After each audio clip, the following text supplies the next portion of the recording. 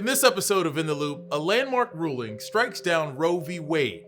People gathered outside the Supreme Court following the decision, and there's been no shortage of reactions. This decision today, I think, takes away rights that were enshrined for over 50 years. We are overjoyed to see something that we have been working so hard for just unfold before our eyes. Congress is weighing in too. It's a slap in the face to women about using their own judgment to make their own decisions about their reproductive freedom. Well, I think the widespread sentiment of my conference is that this issue will be dealt with at the state level. So what impacts will this decision have on our country, and what does it mean for where you live? Those are just some of the questions we're unpacking in this episode.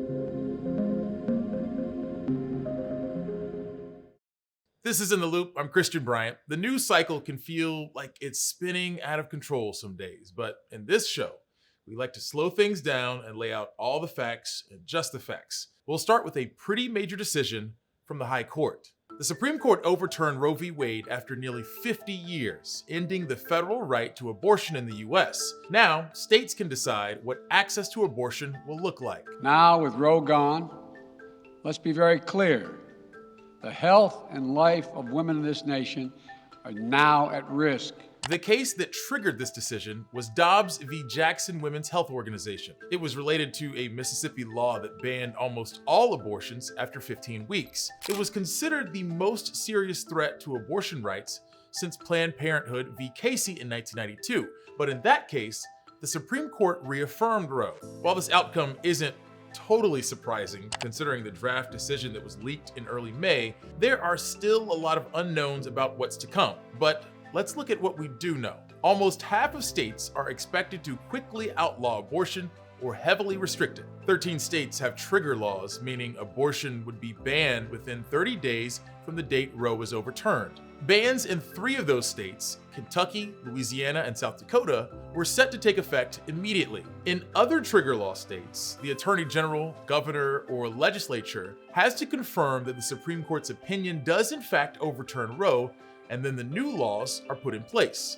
Missouri's AG wasted no time in doing just that. Missouri Attorney General Eric Schmidt said in a statement that his office has effectively ended abortion in Missouri, becoming the first state in the country to do so following the court's ruling. These states have different exceptions to their bans. They all allow abortions to save the life of a pregnant person, but only 5 allow it in cases of rape or incest. Several states, including Tennessee and Kentucky, would make it a felony for doctors to perform abortions. There are also a few states with abortion bans from before Roe, which were found to be unconstitutional. Proponents say it may be possible to now reinstate these. For example, Alabama's pre-Roe law banned all abortions unless necessary to save the life of the pregnant person. Wisconsin has a similar law that has not been blocked by courts, though the state's Democratic Attorney General said he won't enforce it. A handful of other states have post-Roe abortion restrictions that have been blocked by the courts, at least temporarily. States like Arizona and Michigan still currently allow abortions up to the point when a fetus could survive outside the womb, also known as viability. But those states have pending laws that could cut off legal abortion at 6 weeks or altogether, except to save the life of the pregnant person. And finally, there are still nearly 30 states where abortion protections are either enshrined in state law or otherwise not yet restricted. And in at least over a dozen of those states, that's not expected to change. Experts say state-by-state legal battles will be playing out over the next few weeks or even months. But outside the courtrooms, the legislative votes, and the policy debates on Capitol Hill, it's important to remember what this decision will mean for pregnant people and families whose lives may be changed after today. We saw this playing out already in Texas, after the country's most restrictive abortion law went into effect earlier this year.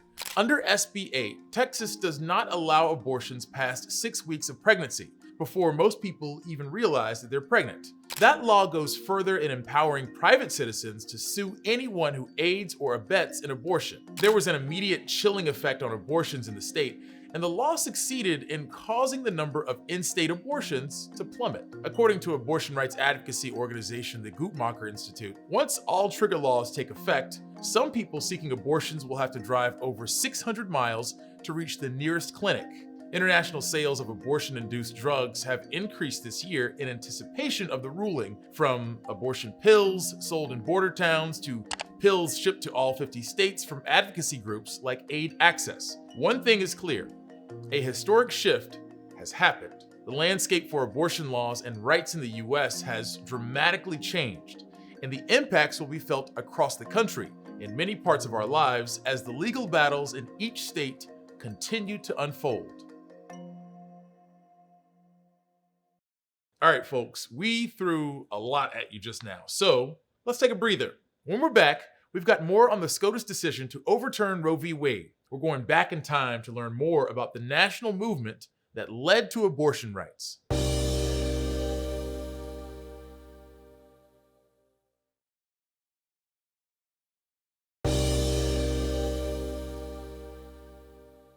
Welcome back, folks. As millions of Americans wait to see how this Supreme Court decision will impact their lives, many abortion rights advocates who lived through pre-Roe America, that's prior to 1973, worry history may repeat itself. Newsy national correspondent Amber Strong explains what life was like pre-Roe and how it led to the national movement that legalized abortion.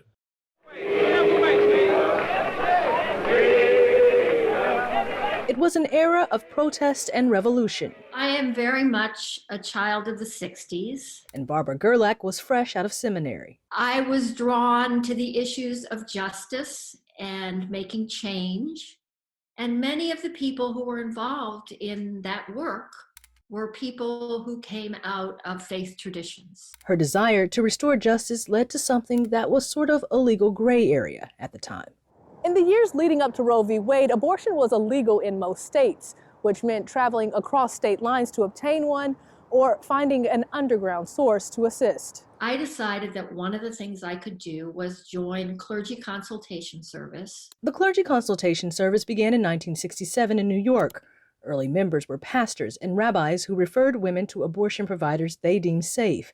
After abortion was legalized in the state in 1970, their work continued, expanding across the country. I want to make clear, it wasn't abortion counseling. It was options counseling, helping a woman look at her options, which could be abortion, adoption. She joined the movement hoping to refer women to safer options after hearing a classmate's experience with a so-called back alley abortion clinic. She was given an address, a code number, went to a brownstone in where she didn't know anyone.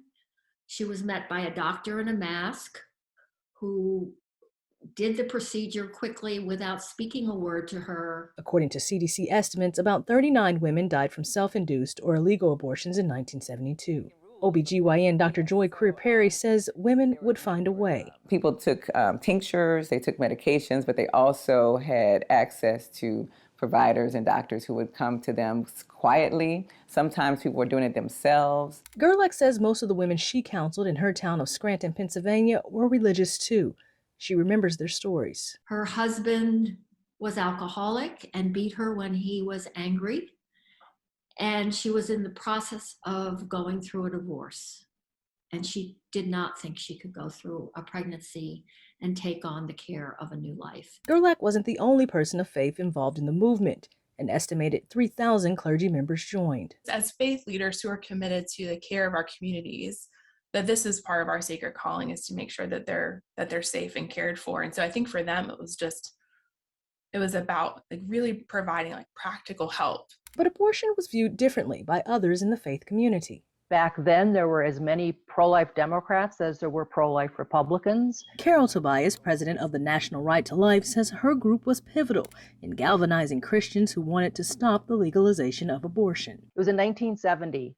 National Right to Life actually had a meeting where they asked people from around the country to come together to talk about the efforts, thinking that if they could share ideas and thoughts and activities, possible, lobbying ideas, that they could basically stop these efforts. And in some states they were successful, and in many they were not. Meanwhile, another group was working to find their place in the movement, Black women. While some, like Dr. Mildred Jefferson, the first Black woman to graduate Harvard Medical School, went on to lead the National Right to Life, others, like a young Shirley Chisholm and Billie Avery, spoke out about the need for abortion access for all. We are less likely to have had access to any kind of provider that was our regular doctor. And so to have the resource to someone to say, hey, I would like to have an abortion, who would that have been? Career Perry says Black women faced an inability to travel and a history of medical and societal mistreatment.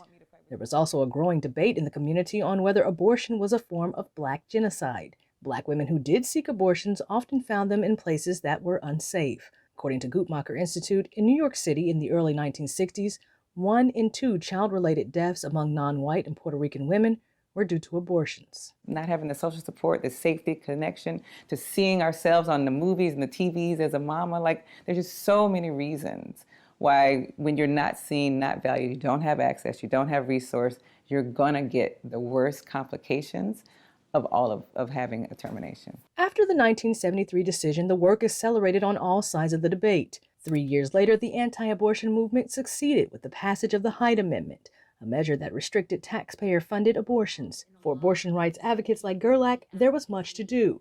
She continued her work to refer women to safe facilities, and advocates worked to open more accessible options for all. Amber Strong, Newsy, Washington. All right, many thanks, Amber. If we take a step back and look at the bigger global picture, it's clear that the Supreme Court's latest abortion ruling goes against recent worldwide trends surrounding the procedure. And there's data to back that up. Since 1994, more than 50 nations have made it easier to get an abortion, according to data from the Center for Reproductive Rights. That includes neighboring Mexico, where just last year, the Supreme Court ruled that penalizing abortion was unconstitutional. That ruling set an important precedent across the country, which had previously left the matter up to its states. Our other neighbor, Canada, has permitted abortions since 1988. And since the draft opinion from the US Supreme Court leaked back in May, both Mexico and Canada have reportedly been bracing for a possible increase in visits from Americans seeking abortions. Those two are the closest abortion-permitting nations, but they are not outliers. Newsy national correspondent Ben Shamiso explores global attitudes and laws surrounding abortion and tells us how the US compares to them post-Roe. The US is joining a tiny club of countries that have restricted abortion in recent years. According to the Center for Reproductive Rights, which advocates for abortion access, only 3 countries have scaled back access since 1994: Poland, Nicaragua, and El Salvador. Paola Avila-Guichen, a human rights lawyer from Latin America, says making abortions more available is stifled in the US. It seems that while the world is going forward towards a broader liberalization of abortion laws, the United States is going backwards. Over the same period, more than 50 nations have made it easier to get an abortion, including Argentina, Colombia, Mexico, Ireland, Thailand, and South Korea. With the global trend clearly moving toward more abortion rights, fewer and fewer women live in countries that prohibit it. The Center for Reproductive Rights says 27% of women of reproductive age worldwide are subject to complete or severe abortion bans in 66 countries. Millions of Americans are now quickly joining that list. It's an estimated that at least 26 million women are going to be without access to abortion the moment the Roe falls. And we suspect that that number is just going to increase substantially. Avila-Guichen says Texas and other states keen to criminalize abortion could one day resemble El Salvador, where women suspected of receiving abortions can be jailed. Any person could denounce these women and try to criminalize her. While the US is an outlier on the global stage for rolling back abortion rights, it was also somewhat of an exception under Roe v. Wade. The US was one of only 7 countries allowing abortions without restrictions nationwide beyond 20 weeks of pregnancy. I don't think if abortion policy was handled democratically in the US, we would have abortion legalized after the second trimester. Michael New of the Catholic University of America, which backs more restrictions on abortion, says the US differs because it relied on a court decision. Our abortion policy was really not set through the democratic process. Because of medical advances, the vast majority of abortions in the US and other high-income countries now take place before 13 weeks of pregnancy. Ben Chamisso, Newsy, Chicago.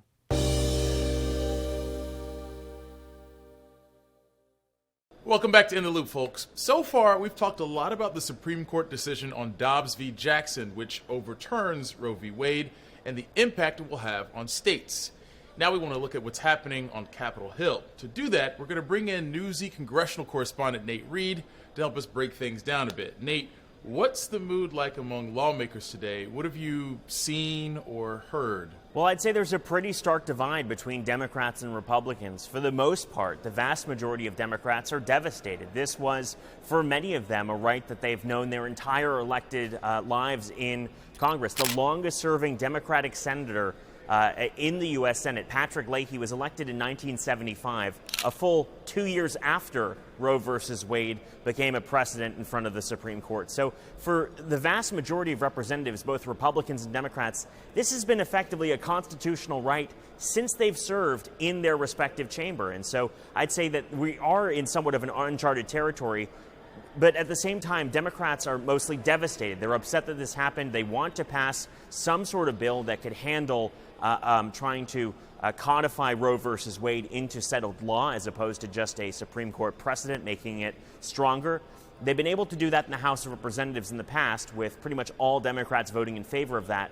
But the Senate is where they've hit the biggest snags. The message from Democrats right now going into the midterm elections is elect more Democrats to try and protect the right to an abortion. Here is Senate Majority Leader Chuck Schumer reacting to the Supreme Court's decision. Today's decision makes crystal clear the contrast as we approach the November elections. Elect more MAGA Republicans if you want nationwide abortion bans. Elect more MAGA Republicans if you want women and doctors to be prosecuted. Elect more MAGA Republicans if you want a woman to be forced to not have an abortion, even if she were a victim of rape and incest. Or elect Democrats who will save Roe and protect a woman's right to choose. We will do everything we can to preserve the rights of women. Republicans, for the most part, though, are vindicated. The vast majority of Republicans in Congress were against Roe versus Wade and want to make sure that abortion is either outlawed nationwide or an issue sent to the states. Now, the fact of the matter is abortion would be very difficult to outlaw nationwide. That being said, there are a couple of pro-abortion rights Republican senators, including Susan Collins and Lisa Murkowski. Both of them have pushed to codify specifically Roe versus Wade into law, but are concerned about previous efforts by Democrats to codify broader abortion access into law, saying that those efforts just go too far. I want to kind of get your take on legislation right now. Legislatively, are there reactions to this decision? Have lawmakers on either side of the aisle signaled that they're wanting to do something either to further restrict or protect abortion rights? Christian, I'd say look no further than the fact that we're right now on a 2-week recess. The Senate left last night on this July 4th recess. The House of Representatives left on Friday for this recess. And so the fact of the matter is they're not holding any sort of special session. They're not staying here at the Capitol to try and do something, some sort of 11th hour move to make sure that Roe versus Wade becomes settled law as opposed to a now overturned Supreme Court precedent. The fact of the matter is they've already acted on this. The House was able to pass the Women's Health Protection Act last year. The Senate failed to pass that because of that 60-vote threshold, because of the filibuster. Most of the argument right now, Christian, is pushing forward to those midterm elections, and the message for voters is elect more Democrats to protect abortion rights. Yeah, I want to hone in on that just a little bit more. With the majority of justices deciding that the power ultimately belongs to the states on this matter, where exactly does that leave congressional lawmakers and their ability to influence decisions on abortion? The fact of the matter is, unless one party controls 60 votes, they can't pass, unless you have some sort of bipartisan deal. Remember, in this Senate, there's 50 Democrats, 50 Republicans. So unless you're able to somehow come up with some sort of coalition to hit that 60-vote threshold, it's really almost impossible to pass a bill through this U.S. Senate as it stands. Republicans would have a hard time, if they win a majority in the future, would have a hard time trying to codify any sort of nationwide abortion ban into law. And the fact of the matter is, that's because they don't have the 60 votes it would take to try and ban abortion across all 50 states. They're saying rather it's a decision better left to the states. That's something that Senate Republican leader Mitch McConnell acknowledged a couple of months ago when Democrats had attempted to pass a bill that would codify abortion access into law. Let's listen. Historically, there have been abortion votes on the floor of the Senate. None of them have achieved 60 votes. But I think it's safe to say there aren't 60 votes there at the federal level, no matter who happens to be in the majority, no matter who happens to be in the White House. So I think the widespread sentiment of my conference is that this issue will be dealt with at the state level. So, Christian, the grim reality is for folks on both sides of this discussion, there isn't a whole ton that Congress can do. They can't necessarily codify Roe versus Wade into settled law unless they hit that 60 votes. And for folks who are against abortion, they cannot ban abortion in all 50 states without those 60 votes either. So we heard President Biden call for Congress to do something to codify Roe versus Wade into law. Fact of the matter is, there's just not much that they can do. Newsy congressional correspondent Nathaniel Reed breaking things down for us, getting us hip on what happens next. Nate, thank you so much for an on-the-ground update. Thanks, Christian. All right, folks, it's time for another short break. But when we're back, the Supreme Court dropped another big opinion this week. This one relates to New York State's gun law. We unpack that when we're back.